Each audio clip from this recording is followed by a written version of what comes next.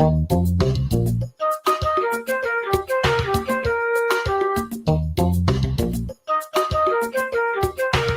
Indian politicians and their narrowest views, for me, will always have to be on their P's and Q's to answer my pen when it's awesome strength.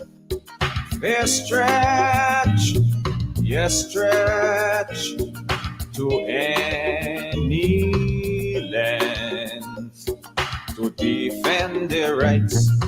The masses won from emancipation until the present. Time is essential in everything.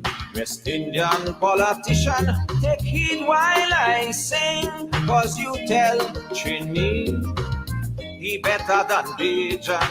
You tell BG he smarter than Jamaican. You tell Jamaican he live on the best island, and turn round and tell them you preaching island integration.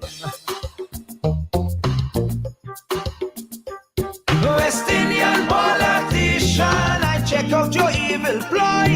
The more I hear you, the more you sound like Westminster choir boy. West Indian politician, I check out your history. And because you train in England, Westminster joking me.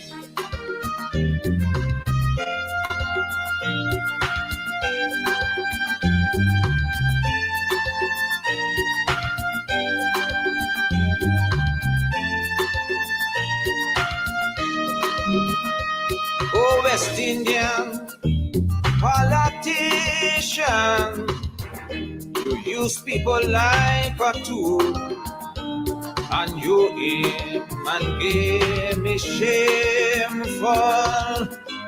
Divide and rule, your honestness must wither and slowly die.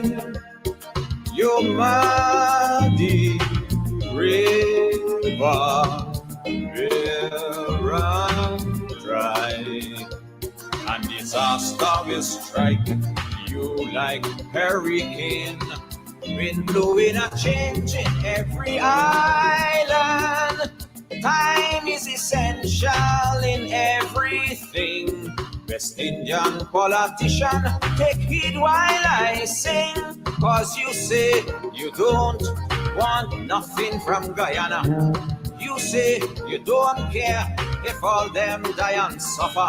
You laugh at Patwa in Dominica and St. Lucia, then turn round and declare you looking after the welfare.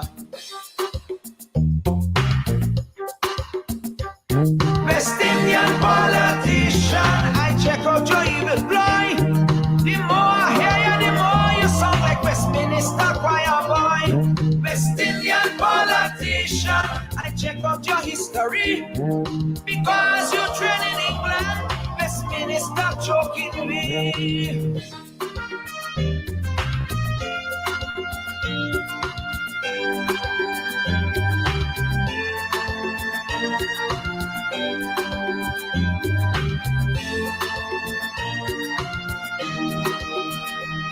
Oh, West Indian politicians, your end is near. Your victory, I swear, I hear loud and clear. 'Cause how long can we bear this burden of yours? Your festering sores fill every ear, and the people will rise with soul and pride. The shackles will be loosened and then cast aside. Time is essential in every everything. West Indian politician, take heed while I sing, cause you promise we a proper education. We yet to see the fruits of your prediction. Your wicked deeds are deceit that smash the people's federation. But color Louis Cuckoo, forever one people, one nation. You say you don't want nothing from Guyana. You say you don't care if all them die and suffer. You laugh at Patwa in Dominica and St. Lucia, then turn round and declare you looking after the welfare. Le le le le le le le le le le le le le le le le le le le le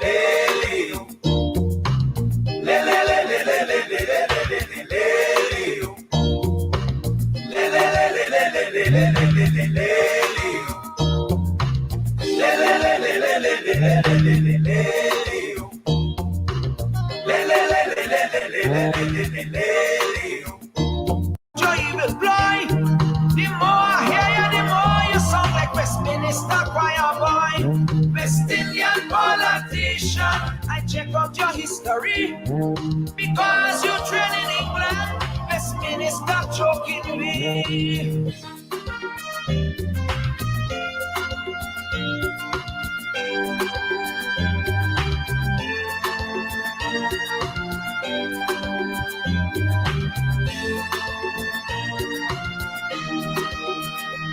Oh, West Indian politicians, your end is near. Your victory, I swear, I hear loud and clear. Cause how long can we bear this burden of yours? Your festering sores fill every ear, and the people will rise with soul and pride. The shackles will be loosened and then cast aside. Kind is essential in everything.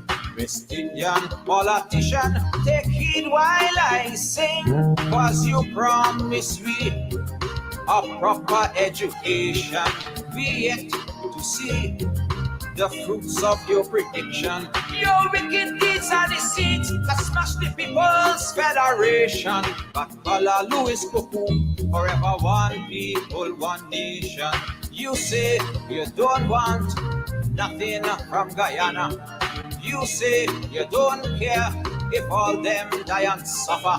You laugh at Patwa in Dominica and St. Lucia, then turn round and declare you looking after the welfare. Le le le le le le le le le le le le le le le le le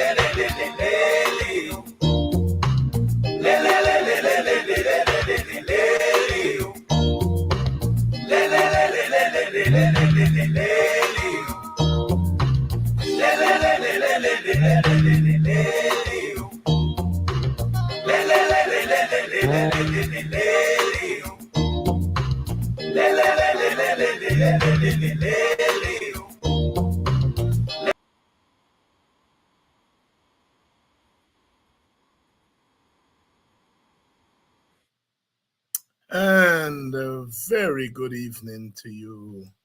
Welcome to this evening's edition of Politics 101. The music, lyrics, the voice of Anthony Carter out of Barbados, the mighty Gabby, Mr. Politician fooling the people. Westminster choking them. They can never live up to promises. You say you don't want nothing from Guyana. You don't care if they die and suffer. You laugh at Patwa in Dominica and St. Lucia, And then you turn around and tell us about regional integration, hypocrisy of the politicians.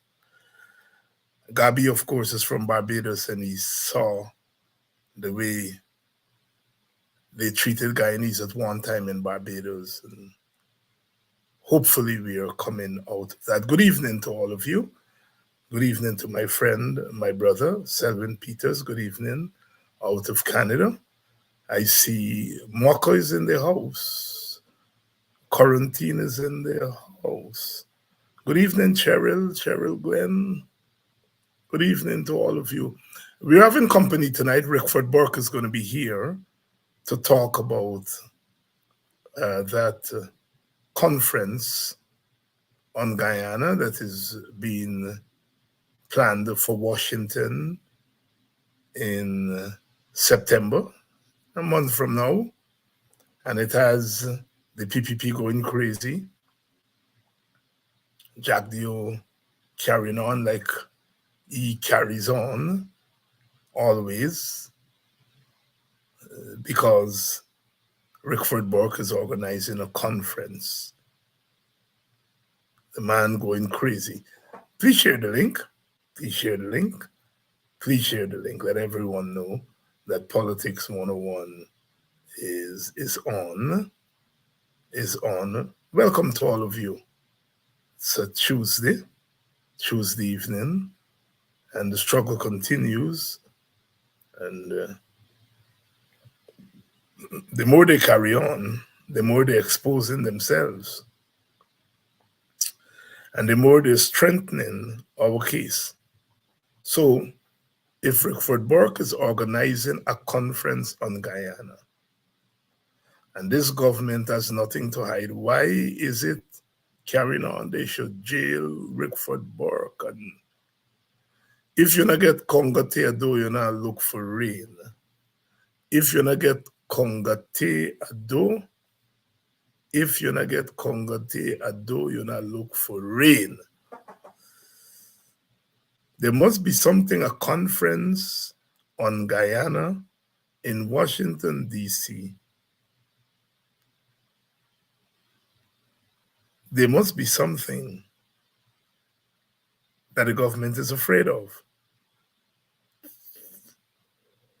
There must be something. You not get Conga Theodore where you look for rain for. Good evening. Please spread the link. Please spread the link. Jack Dio is also joining the chorus. No to a supermajority. No to power sharing. They say it's not working in Suriname. You know, in Suriname, to pass certain bill, you have to have 2/3 in the House. It means the political parties are forced to come to consensus. Sometimes they don't, but most of the times they do. And that's has kept Suriname, with all its ethnic groups, it has kept Suriname stable, relatively stable. That's how they do it in Switzerland. Switzerland, they have a presidency. The 4 major ethnic groups, each has a representative in the presidency, and then they rotate it every year. In the Netherlands, Dutch people, they have power sharing. That's where the Surinamese got it from.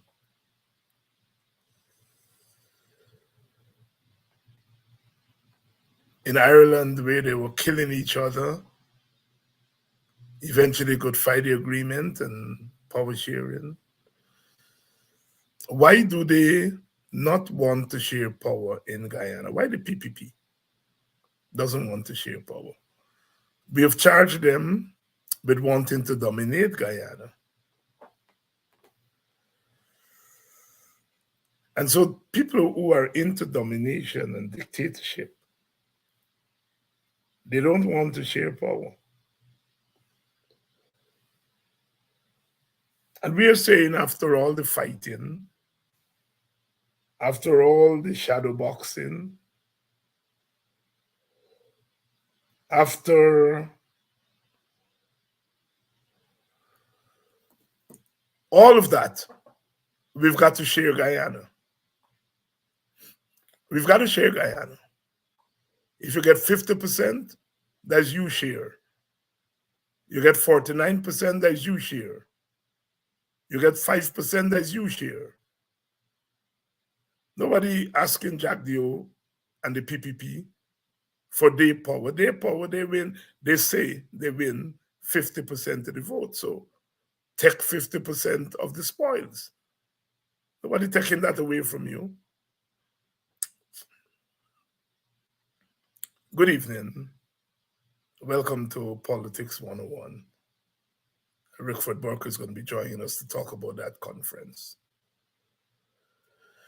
Coming up in Washington, D.C., that's the government running helter-skelter. You see, bullies don't like to be exposed. That's why I always say to you all, don't get into that thing that we talking too much. When you want to know whether talking is biting, just check out those to whom the talking is directed.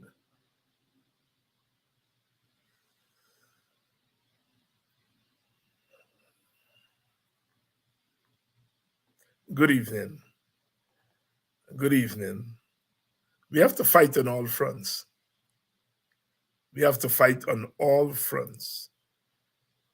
And we have to figure out where the bullies are weakest and you punch them there.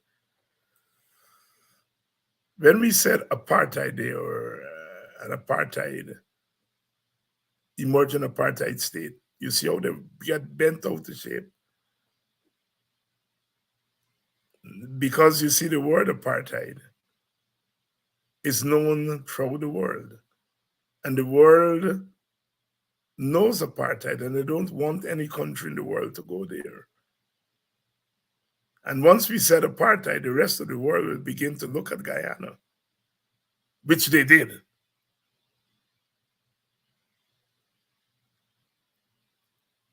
You see,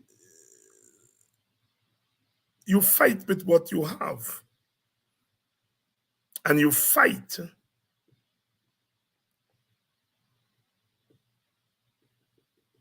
with the tools that you have at your disposal. You see, when Brother Malcolm said, by any means necessary, they said, oh, he's talking violence. But he said, any means that is necessary, which means whatever is necessary, whatever means are necessary to bring the dictatorship to book, you use it. Don't take nothing off the table. Politics, struggle are not one-dimensional. Why do they fear the open word? The poet, I think, Bertolt Brecht, who asked that question, I think. Why do they fear this conference that Rickford Burke is planning? It's a conference. If you not get Congo do, why you look for rain? Why you frighten rain? The old timers will know what is Congo tea.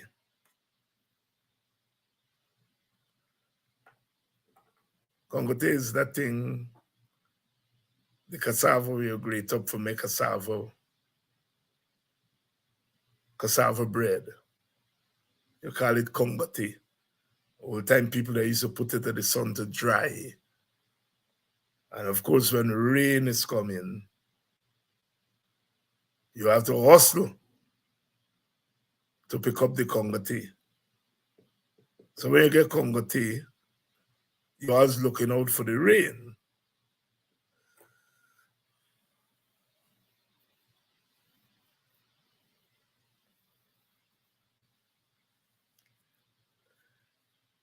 You know, when I said to black people, buy what you produce, buy what you produce in your community.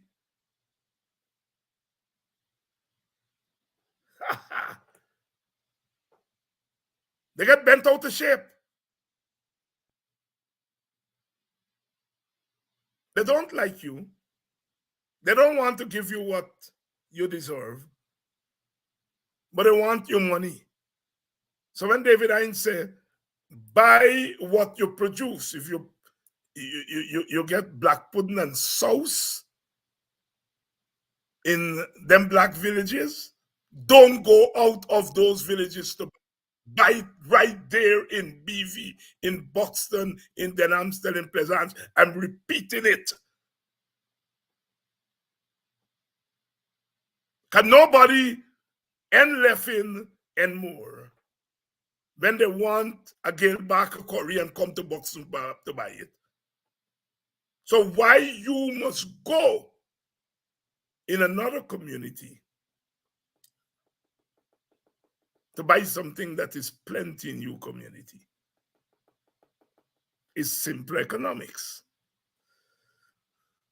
But you see, they don't want that to happen. They want us to always go spend our money there. And I say to African Chinese, you must only buy what you don't produce. That is what trade is. If you don't produce something, you buy it from the other community that produces it. And if you produce something, you sell it to them.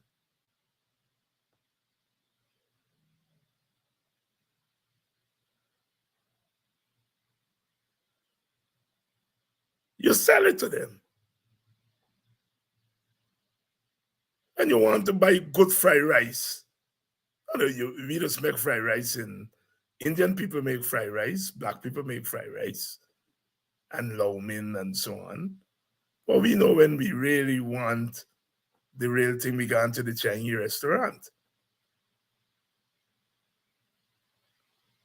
Part of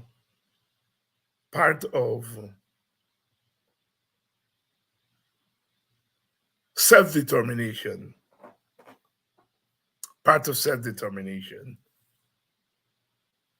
is that you have to support. You have to support your own industries. You have to support your own industries. We're not playing with that. We're not playing with that. Good evening. Please share the link. We're expecting Brother Rickford to join us shortly to talk about that conference. Our objective is a Guyana that responds to all its citizens. And then you have one party that is saying that it doesn't want to join with other parties. It means it doesn't want to share. You all see what's happening with the sugar workers?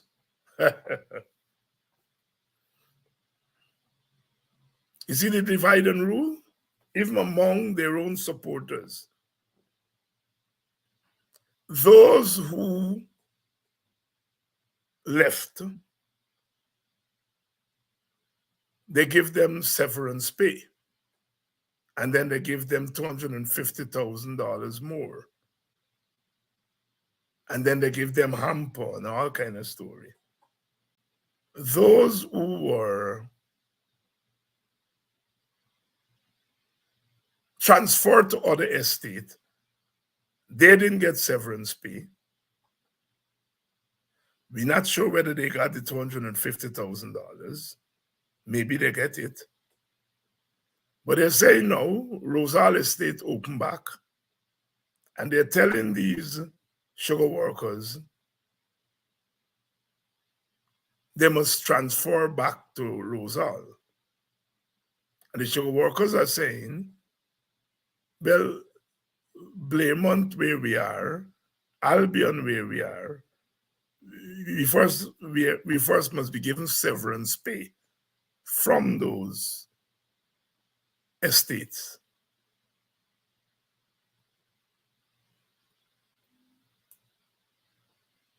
Before we go back to Rosal.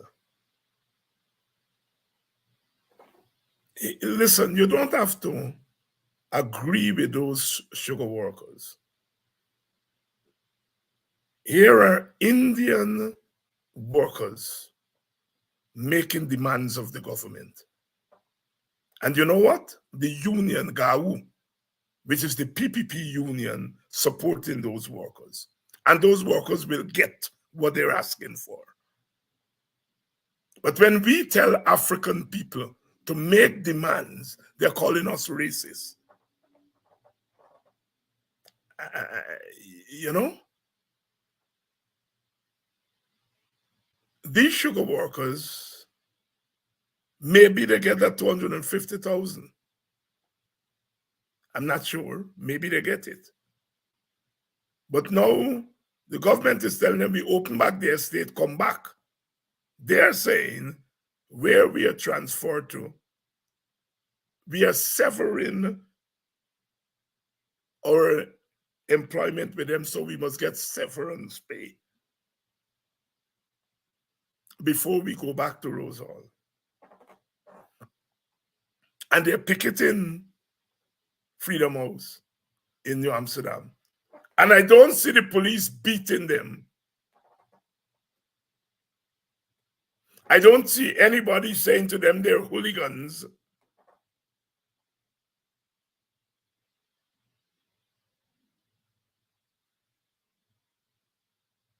They put boots on the ground. The union is supporting them. The PPP union. The police is not harassing them. But when African people make demands and they go on the streets, the police ready to beat them. And they are considered to be hooligans. And when their leaders tell them, make these demands, we call their leaders racist. All citizens have the right to make demands on government. As I said, we don't have to agree with their demands. We don't have to agree with their demands. Johnny, I had a Wi-Fi problem. I'm on in 30 seconds. All right, Brother Rickford is coming on. We don't have to agree with their demands, but they're doing what citizens do. They make demands of their government. And they're implying that the government could pay them the severance. And just as Indian people have the right to make demands, and I support their right to make demands of government, so do African people.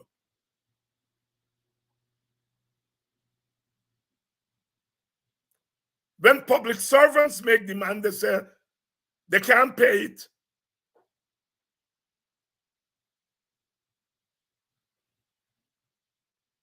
When public servants strike, when teachers strike, when teachers go on the road, they cry them down.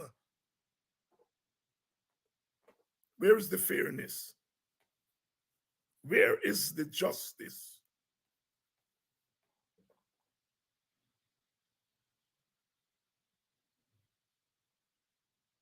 Some people say it's a cynical game because the PPP knows that they will give those people severance. They know that they will meet the demands of those people. But I just want it to look like, look, our own supporters. We are not giving them things. As I said, This is not a case of whether you agree with those people or not. It is they are making demands of government. They are picketing, they are demonstrating, they're on the road, they're not working. And you hear the government threatening them.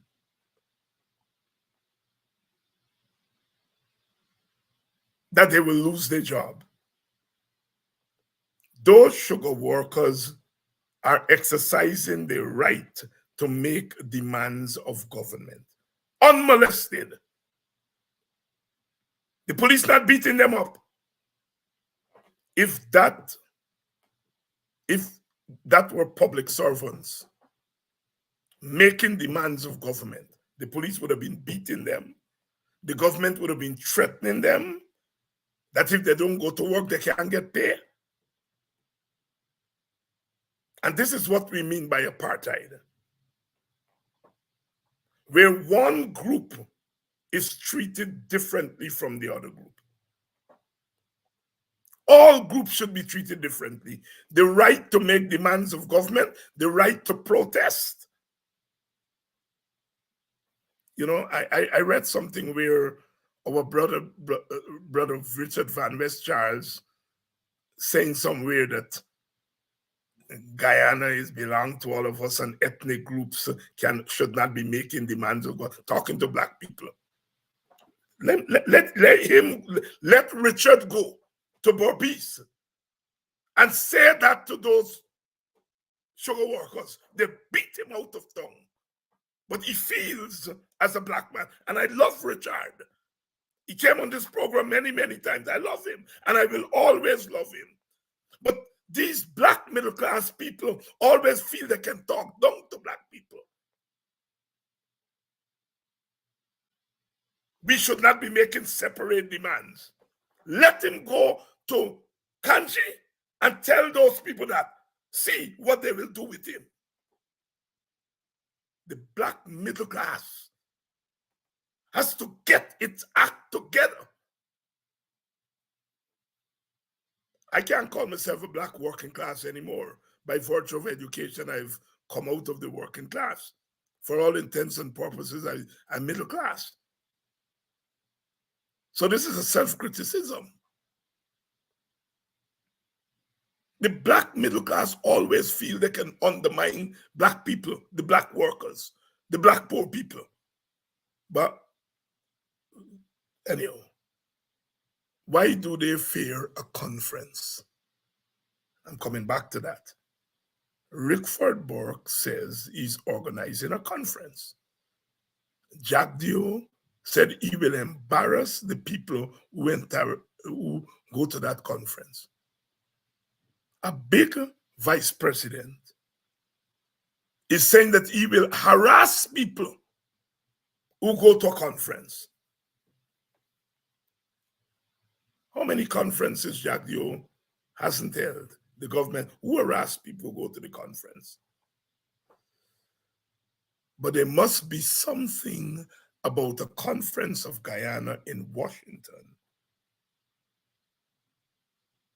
that is causing the PPP sleepless nights. We're going to promote that conference. We're going to talk about that conference. And we're starting tonight. Let me bring on Rickford Burke. Brother Rickford, good evening. Good evening, Dr. Hinds. How are you? Thanks for having me. Were you in the lockups? Absolutely not. I'm not a criminal. All right. The vice president, de facto president of Guyana, said for holding a conference in Washington, you should be locked up. So whenever supporters of the government hold events in America, they should be locked up too, according to that man's logic. But anyhow, let's don't deal with negative energies, as the young people would say. Jack Dio is corrupt, as the young people will say, right? And they give a larger meaning to corruption. When they say you're corrupted in Guyana, it is heavy, it's heavy. And Jack Dio fits that bill. Rickford, tell us a little bit about this conference. What how it was initiated, first of all, where the idea came from, and what are you hoping to do at that conference? Well, first the idea came. Good night. Thanks for having me. Good night to your listeners. First, the idea came from us in CGID. We are here in the United States. We believe that the United States government has not adequately responded to our concerns with regard to apartheid policies in Guyana.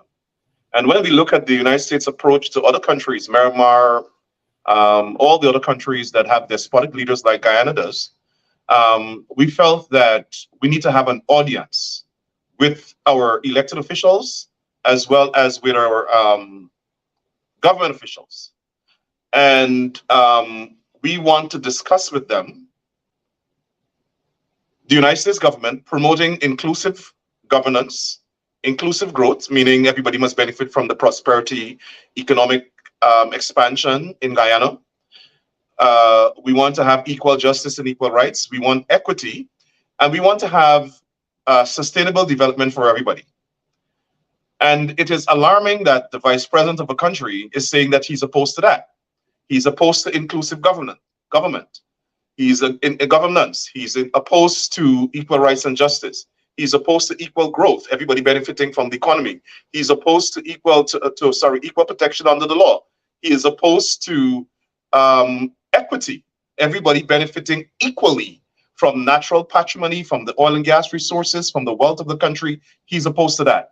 And he's opposed to everyone promoting sustainable development for all Guyanese. He only believes that his supporters must benefit from everything in Guyana. I think he's promoting dividing Guyana physically, geographically. It seems to me that's where he wants to go. We're observing. And so the Constitution of the United States where we live allow for us, as you know, Dr. Hines, to meet with our elected officials and to have a discussion with them and to let them know our views. The fact that a despotic autocrat who has an ethnocracy that believes only his ethnic supporters must benefit from the wealth of the country, the fact that he is sitting in Guyana and wants to interfere with our discussions with our elected officials is in itself so reprehensible and unthinkable. To me, it warrants sanction. That's number one. Number two, he made a terrorist threat against the conference, which we reported to the FBI and the Washington police. Now, the categorization of his threat as a terrorist threat came from law enforcement. It didn't come from us. When we first discussed this with law enforcement and we sent them the tape, the senior officer that we consulted or that we filed a report with said it was a terroristic threat. And so they've launched an investigation into it. But the arrogance, the effrontery of this deranged man, this deranged, corrupt racist, for him to think that he's some bad John and he is going to say to us, we black people and we opposition support, we in this country who don't support his policies, we can't have a conference. The effrontery of him, and then to threaten the conference with a terrorist threat takes it up a few notches to the level of an international incident. And I'm wondering, how is he different from probably Osama bin Laden or something? If he is going to stay in Guyana and threaten a conference, he's not only threatening us, he's threatening elected officials. And his intent is to threaten black people, black Americans, black Guyanese. And Dr. Hines, he continues to demonstrate black derangement syndrome, where he uses all of these racist language to describe black people. We are criminals. He said, I'm a criminal. And all of the combined organizations in the diaspora who were convening this conference, we are a criminal network. I think he was looking at the man in the mirror. And also he said, we live in basements. Everybody should be condemning that. Even people in the PPP should be condemning it. It is the worst form of racial profiling, racial stereotyping. It is the worst form of racism. And he is demonstrating that he's a congenital racist. He can't help himself. Rickford, what will the conference look like? We know their headline speaker, leader Hakeem Jeffries, is slated to speak. A representative of the Biden administration is slated to speak. Who else are slated to speak or invited to speak? Well, the keynote speakers would be the Democratic leader in Congress, and we'll have a Republican member of Congress speak as well, and other members of Congress will speak. We're waiting to confirm who is available to attend. We'll have presentations from organizations in the diaspora and organizations and individuals in Guyana who are experts in the areas that they will speak on. For instance, we've invited one of our distinguished sons, Dr. Vincent Adams, to speak on the oil and gas sector and the lack of diversity in the oil and gas sector. As you know, no one else but the vice president admitted last week that only Indians were given oil blocks. He admitted that. If that's not racism, what is that? Also, we'll be discussing some of the issues in Guyana, but what this conference is about, it's not mainly focused on Guyana. The primary focus of the conference is on US policy. We want to discuss with our elected officials ways where this United States government can promote the things that we're talking about, the objectives of the conference: inclusive governance, inclusive growth, equal justice, equal protection under the Constitution, equity. We want to ensure that we have equity in Guyana as Black people. We want equality. And we want to make sure that there's sustainable development for everybody, every citizen, not only East Indian supporters of the PPP, everybody, Amerindians, East Indians who don't support the PPP, Black people, everybody, other minority groups. And so that's what this conference is about. And the conference is not organized by Rickford Burke alone. The conference is being organized and convened by a collective of the Guyanese organizations in the diaspora. So for instance, you have organizations in Connecticut, you have organizations in Georgia, organizations in Washington, Maryland, New York, Philadelphia. Maybe you can get one of your Guyanese organizations in Arizona. We welcome that. We want everyone with a view.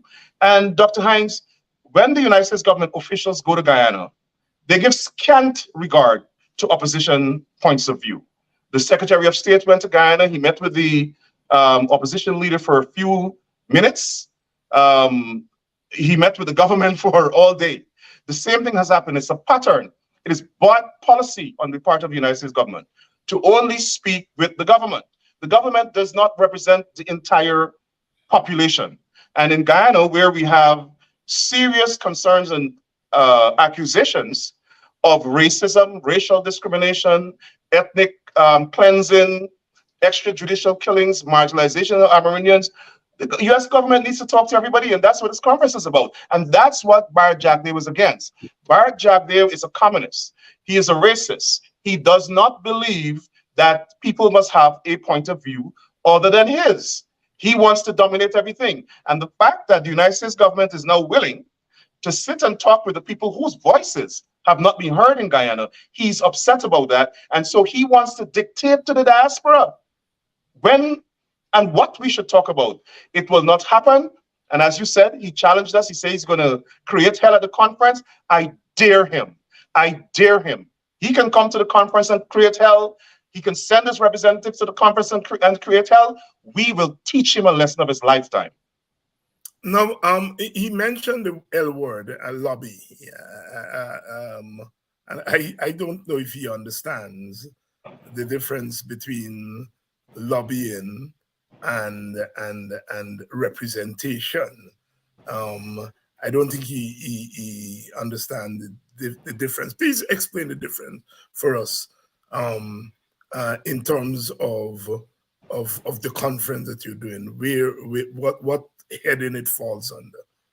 Well, what Jack there does is he throws around on social media and he calls up people in the diaspora and gossips, and whatever people throw at him, he comes and repeats as though it's fact, or if he has knowledge of it. He obviously doesn't know US law.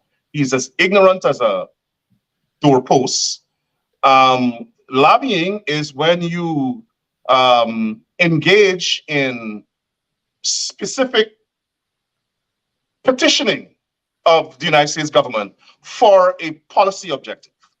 We're not doing that. We're not asking the United States government to set policy. What we are asking the US government to do is to listen to our opinions and to help promote the objectives that we establish, which is part of the international democratic ethos.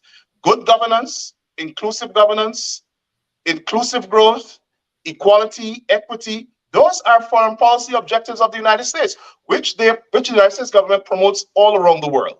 And so we are saying, we don't think the United States government is doing a good job at ensuring there's equality, there's equity, there's inclusive governance and inclusive growth. And the United States government knows that. The vice president said it. The vice president said they want to see inclusive governance, inclusive growth in Guyana. The Secretary of State also said that. So they know what the issues are. What they're not doing is responding efficiently and sufficiently to our concerns, those of us who live in this country. And that's what we want them to do. We want to have an audience with them. It is their constitutional obligation to meet and talk and listen to their constituents. And that's what we're engaged in. We're engaged in a constitutional process of consultation with our government and our elected officials. And the right to petition the government is and the right to petition the government is a constitutional right, and petitioning your government is much different from lobbying. Lobbying, of course, has to do with well, what he wants to do. Yeah, he wants to throw everything at the wall to see what sticks, and yes. He wants to do it in the context of criminality. And it is his perception of Black people. If you listen to him in that same press conference, he's implying that Richard Van Charles is a criminal. He called David, he's saying David Patterson is a criminal. He said Rappel Trotman was involved in criminal activity. Every Black leader, according to Bar Jagdeo, is a criminal. And the fact is, he is presiding over something of a crime family. That's why he thinks he could operate like a mobster, threatening elected officials in this country. And it's going to have serious consequences for him. Serious consequences. The fact that he threatened this conference, the fact that he made a terroristic threat against the conference, the fact that he is harassing Guyanese, it's a federal offense. It violates the Transnational Repression and Prevention Act. So, and like I said, we filed 2 complaints. We filed a complaint with the FBI under the Transnational Repression and Prevention Act, and also we filed a terroristic threat complaint with the Washington, D.C. police. So is this conference open to the general public? The conference is by invitation only. By invitation only? Yes. Right. And so we will have a website up soon. Persons, you have to be affiliated with the organizations who are convening the conference. And the conference is not only just a conference, you'll be subjected to a background check because you'll have senior government officials involved in our deliberations. And so we have to, I'm sorry, one of my phones is ringing. We have to make sure that they're safe, and there's a process, as you know, when you go to Washington and you want to meet with government officials, you have to go through a background check. So the conference is not open to the public, but the public will know what transpires at the conference. Well, and what date is this conference? The conference is from September 27th to September 28th. On the first day, we'll have briefings. We've asked for briefings with the White House. We've asked for briefings with the Justice Department. We've asked for briefings with the FBI. We've asked for briefings with the State Department and members of Congress, and then specifically the Congressional Black Caucus. And for those who don't know, a briefing is when the US government meets with a particular group of people to brief them on US action, US policy with regard to their particular interests, and we exchange information and we have a dialogue. You have a dialogue, and people, organizations that wish to be part of the conference should contact you? No, there's we have the conference invite or flyer out. There's a number there for people to contact. I can give the number if I let me say before the end of the interview. I'll pull up the number, and also they can contact anyone from CGID, from NAR, from the Concerned Guyanese Patriots of Atlanta, and if they want, okay, so the number to contact for inquiries with regard to the conference is 202-573-7880. 202-573-7880. And individuals can attend the conference, but they will have to have, according to the conference rules, you will have to have a reference from one of the convening organizations. There you go. There you go. Rickford Burke here tonight, bringing us up to date on the conference on Guyana that is being planned. Rickford Burke, as you know, is part of the diaspora.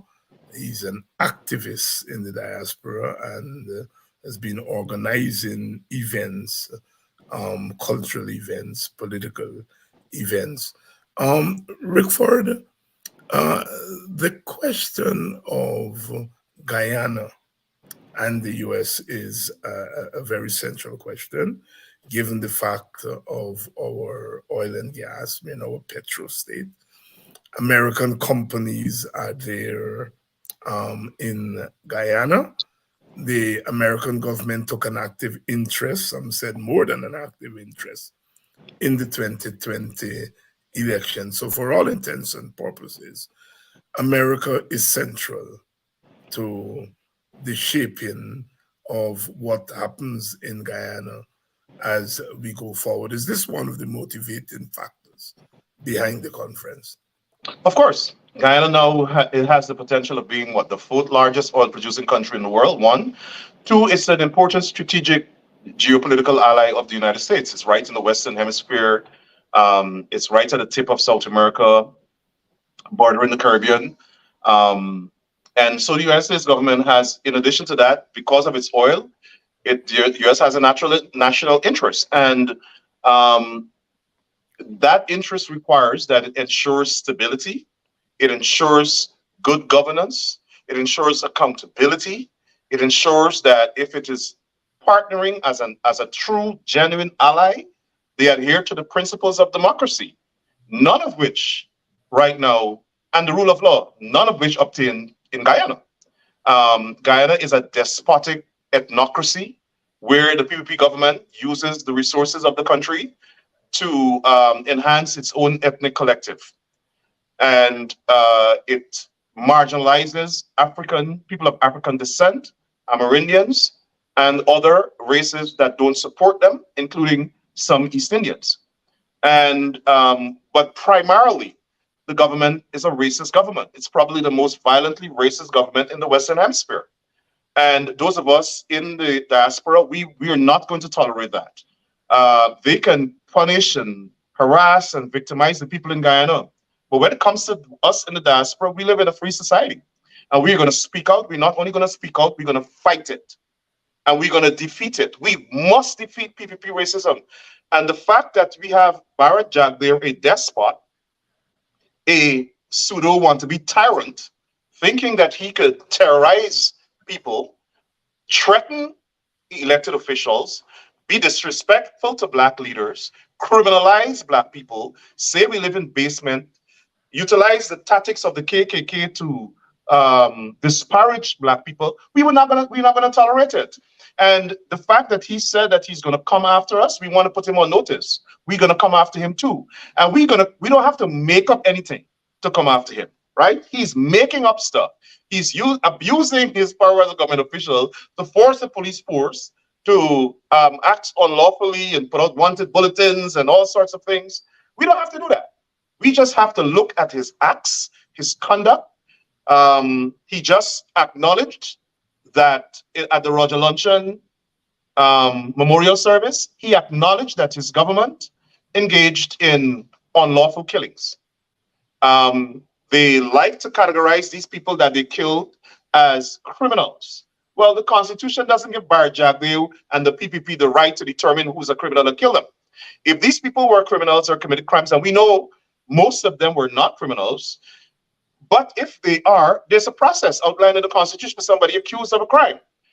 You charge them, you put the crime to them, you prosecute them in a court of law, have them judged by a jury of their peers, and the jury makes a verdict, renders a verdict, and a judge imposes sentence. That is fair, providing that the whole process is fair. We will accept that. But the fact that Barjaglio thinks that he's judge, jury, and executioner, and his government systematically killed these people, committed genocide, and he got away with it, and now he's boasting that because the GDF, that is his words, he said he couldn't trust the leadership of the GDF to carry out his instructions to enforce the law, or whatever that means. And again, that's an admission of an unconstitutional act. The GDF is not responsible for enforcing law in Guyana. GDF protects the nation from external threats, and in cases of emergency can assist the police with law enforcement, but the primary law enforcement agency is the Guyana Police Force. What Jaglio did not like is the fact that the GDF is populated by a lot of Black people, and he felt that the GDF, being mainly Black, will not carry out his instructions to kill Black people, innocent Black people. And so he created this phantom death squad, which executed his government's objectives. That's a crime against humanity. It's an international crime. It should be prosecuted. It should be investigated now that he has admitted. And that's one area, one issue we will raise at the conference. It will feature prominently at the conference. Rickford Burke. Rickford, what do you make of first Nandalal and now this past week, Mr. Jaglio, objecting to, in essence, to power sharing? What do you make of that? They don't believe Black people must own anything, manage the country, be involved in government. These are racist. I don't care what anybody tell me. I've looked at the history of the PPP. I've studied it. I've studied them. They don't believe in the rights of people of African descent. Don't mind how they dress it up. Don't mind how they cloak it. That's it. That's my conclusion. And only my God, Lord, and Savior, Jesus Christ, can change that. Unless they themselves change. They don't believe in the rights of Black people. They don't believe we're equal citizens. They believe in East Indian racial supremacy. They believe in ethnic supremacy. They believe that Black people are second-class citizens. And we must fight it. It is dangerous. And that's why I think Barjaglio wants to get the country. He's inciting racial hostility to the point where we'll have a civil conflict. And then they probably want to separate the country. That's just my view. That's how I'm reading it. And I'm entitled to my opinion. One of the other things too that alarmed me, that is shocking, is Barjaglio in that same press conference said, why must the PPP government, or we, meaning him and Ali, give Parliament any role in the management and oversight of the oil and gas industry, which is shocking. It's an admission that they are an apartheid government, that they're a despotic dictatorship. Parliament is the highest decision-making forum in the country. Parliament makes the laws. Parliament makes the laws that regulate the oil and gas industry. Parliament has oversight of any sector in the country. And the fact that he is bold enough, he has the gall to tell the country that Parliament must not play any role, only him and his cabal, it is shocking and appalling. And I can assure the Guyanese people that tape, that video will be played at the conference. We will use all of his words against him at the conference. All of his words against him at the conference.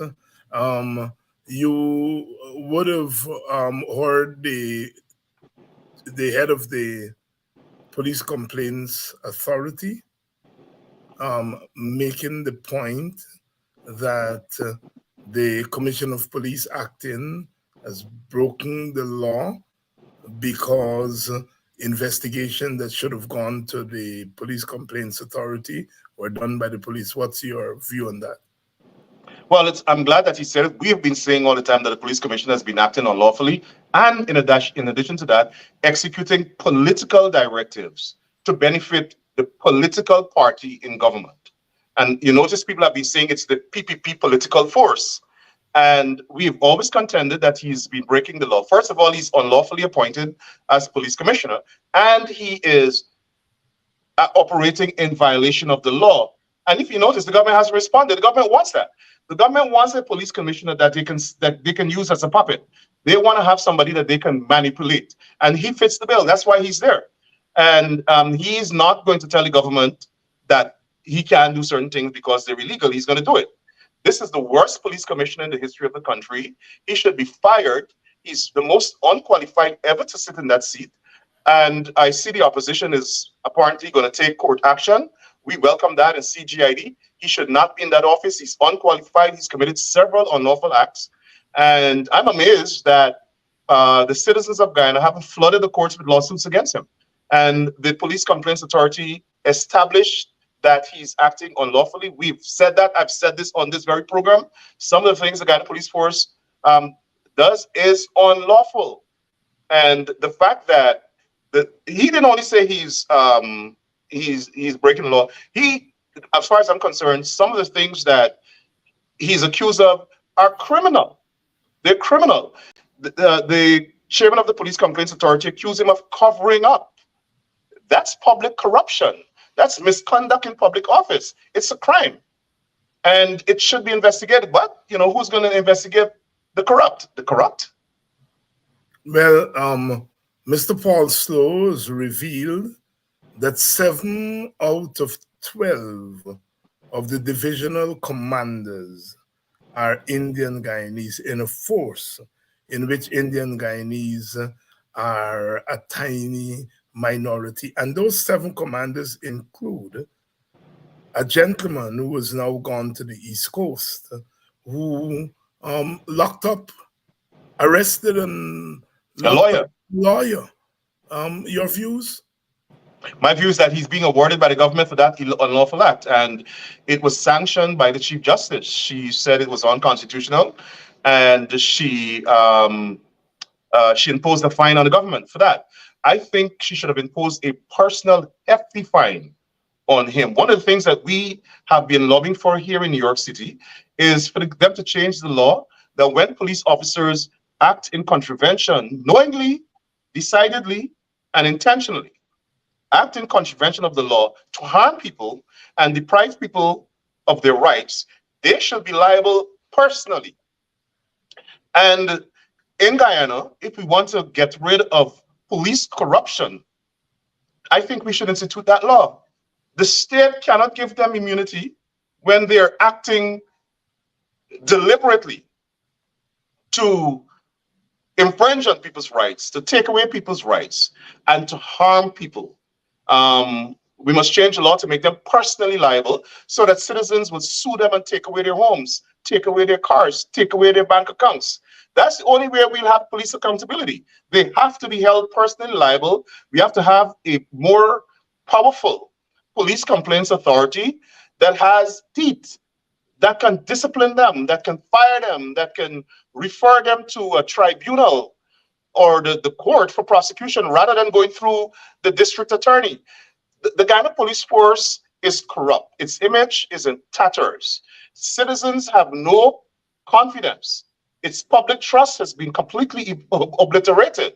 And the only way for us to have a police service that inspires confidence of the people is by imposing serious rules and punishments for when they break those rules. And those are some of the things that I would recommend.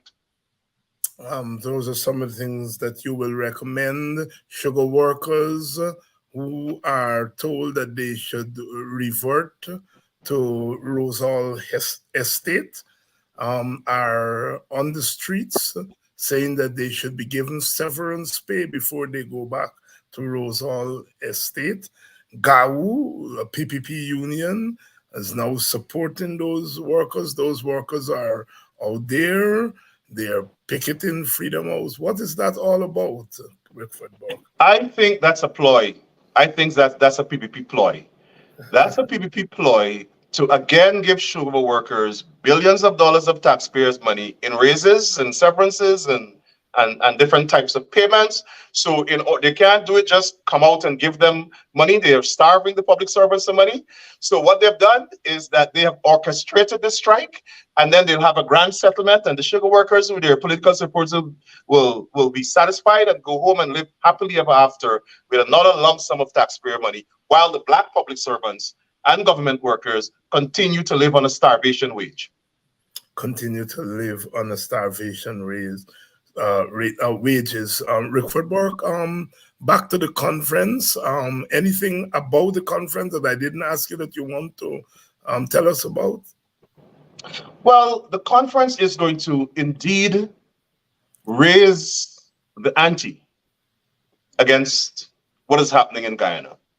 We are now bringing to the world, bringing to the United States Capitol, the plight of Guyanese. But not only that, we want the United States government, we will create awareness in the United States government of what is going on in Guyana. And as I said, the objective of this conference is not to complain about what is going on in Guyana. The objective of this conference is to create awareness among the government and elected officials of the situation in Guyana and the views of us here, their constituents in the diaspora. They are our elected officials. This is our government. We want them to know that they have an obligation as a superpower, as a nation with influence, a nation that sees Guyana as a geopolitical ally.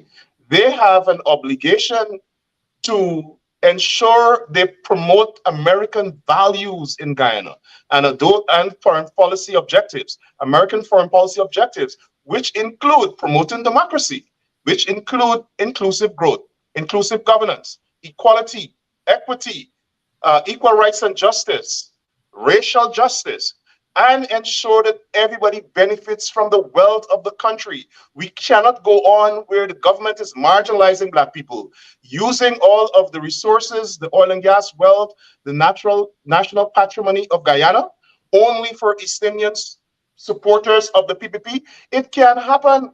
It cannot happen. It has to stop. The country belongs to everybody. We will not rest until we campaign that out of existence. We must have equality in Guyana. The fact that we have this family now going to Guyana to apologize for colonialism and slavery, the PPP needs to apologize for all the years of racism and pay reparations to the African Guyanese community and the Amerindian community that they have marginalized and deprived. We have to start demanding these things from the government. And I want the people of Guyana to listen carefully to what I'm saying. We have been complaining every time the PPP goes into power about racism. Never has Bart Jagdale and the PPP and Ali never sat with Black organizations, the Black leadership, to have a discussion. Never. They have not done it. They don't believe in it. They don't think we are part of the country. And you know what they do? They go and pay some Black people who are on the periphery of the Black population and bring them and say, hey, listen, we talking to you. We want to talk to them. They are insistent that the main opposition supporters who are African Guyanese, they calculatingly make the decision that they will cut us out of everything, cut us out of governance, even though we're in parliament. They have never, ever granted one motion from the opposition in parliament. Not one. Don't mind if the country is ablaze. Don't mind if Venezuela taking over the country. They refuse to give the opposition one motion. And Dr. Hines, to think that these people have a one-seat majority government, one seat. And this is how they govern the country. What about when they have a two-seat or five-seat majority? They're going to slaughter all the Black people again. So we have to now put our feet down and say, no more racism. We either have a country or we don't. We either have a country or we don't. All of us benefit from this resource in this country, or none of us at all. And the fact that Bart Jagdale has now boasted about the genocide that his government conducted on Afro-Guyanese, to me, warrants 1, retaliation, 2, an investigation, 3, that he be tried criminally, either in The Hague or in Guyana for this atrocity. Something has to happen. Black people should not sit down anymore and skin their teeth and think all is well in Guyana when you have a dictator and a racist like Barry Jagdeo admitting and boasting that they killed what, over 1,400 Black people with no consequence, with impunity. Unacceptable. It's an abomination. And the people of Guyana should raise their voices in condemnation of that and demand accountability and demand justice. Demand accountability and justice. Rickford Burke, thank you very much for coming on. I will bring you back closer to the conference to give us an update. Thank you very much, Brother Rickford. Thanks for having me. Have a good night. Thank you so much. And for you, our viewers, thanks for staying with us tonight, and Rickford bringing us up to date. We're in this thing together, you know. This struggle has to be carried out on all fronts, and we have to continue to up the ante. And kudos to Rickford and those others there who are keeping that side of the struggle going, and we have to continue the other sides of the struggle. And part of it is coming here on the evenings, in the mornings, middays, wherever and whenever, so that we can continue to educate ourselves and to mobilize, because we are mobilizing.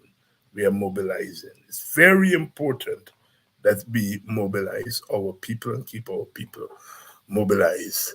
And so I'm eternally grateful to you all in keeping the struggle. Tomorrow night, we continue our coverage. We're going to have the Padaji people back tomorrow night to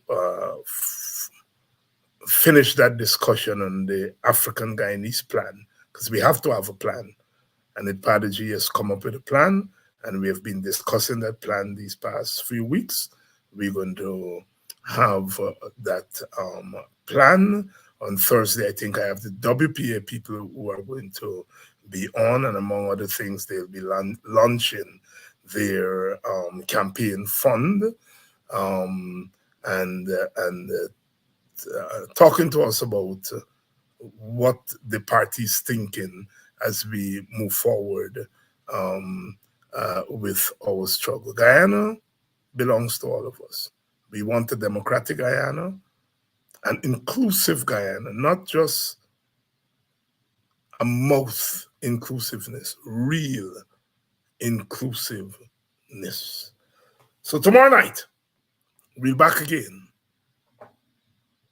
Imagine in Dr. Lunchen's name,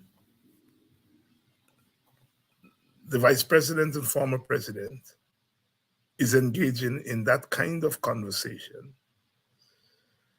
about an era that means so much to so many people. So many lives were lost. So many families suffered. And that man stands up on the commemoration of the life of Roger Luncheon, to remember Luncheon for what was simply genocide, a minor genocide.